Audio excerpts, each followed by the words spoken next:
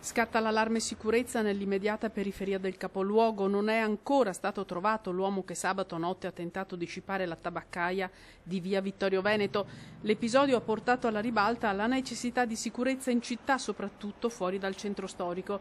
In zona non esiste videosorveglianza, in funzione c'è solo una videocamera che serve solamente la vicina sala giochi.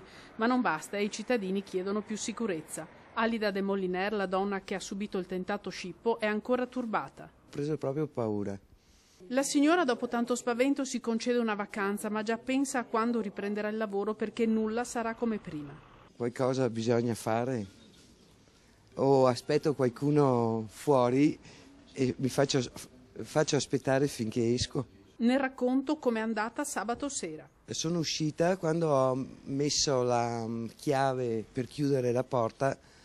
Dietro di me si è presentato uno incappucciato, tutto vestito di nero, circa della mia altezza. A quel punto mi ha puntato qualcosa al fianco, e non ha parlato e a un certo punto ha cercato di sfilarmi la borsa e sfilandomi la borsa lui ha perso un po' di equilibrio, io